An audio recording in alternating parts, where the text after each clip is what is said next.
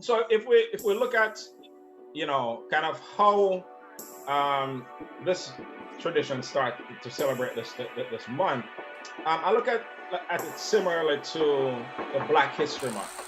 And the history behind Black History Month is that Dr. Carter G. Woodson, a member from Mega Sci-Fi like me, started this what's it called Negro History Week. This was back in the 1920s, and he started this because he talked about the importance of the knowledge of self, knowledge of your history, and just your value in yourself and your roots. A tree without roots. Like I say, it's oh, look at, we have a special guest joining here. What's it?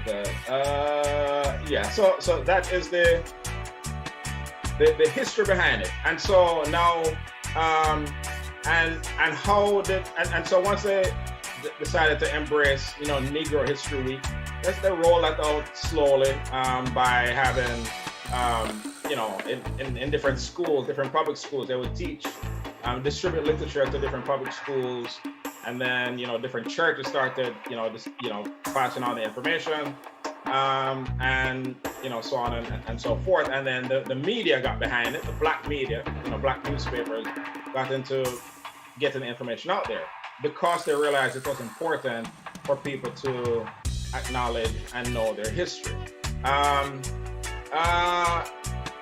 Just a little bit about Caribbean migration in this, a little history there. So as I mentioned, from the very founding of this country, founding fathers, Alexander Hamilton was from the Caribbean. And really from the 17th century, we've had Caribbean people come here. They have basically some of the earliest inhabitants, immigrants, not voluntary, of course, came from the Caribbean, where the plantation owners, after people get, make all they can out of sugar cane, and we bring some of them up to South Carolina to pick cotton.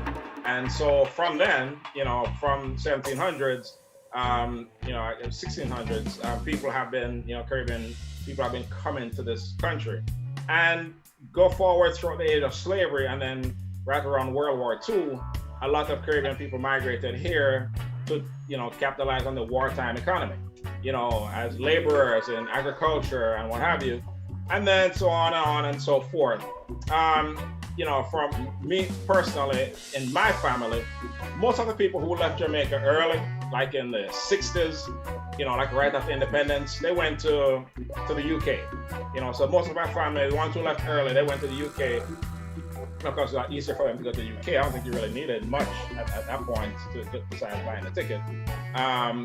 But towards the late 70s, when my parents came here, we were one of the first to come to the United States. And so, us being so close to the United States, now that's why, we have the numbers in the 13 million of people. As far as, 10% of the US foreign-born population is from the Caribbean. So one out of every 10 foreigners that you meet from the Caribbean. So big up on yourself. Now, I'm gonna ask a question. You probably know. It's good for one of two answers.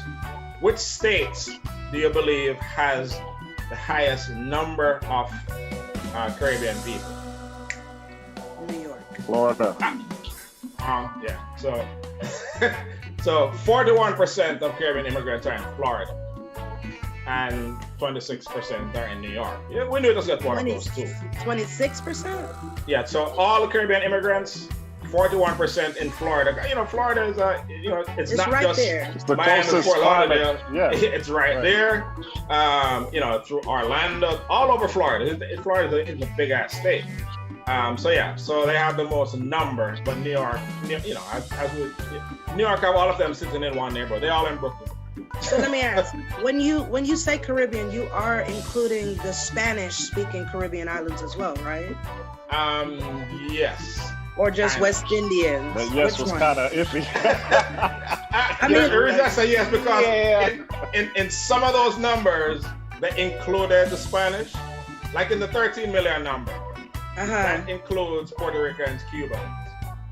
Some of those other numbers don't include it. So, Oh wow. round it up or whatever to get that number.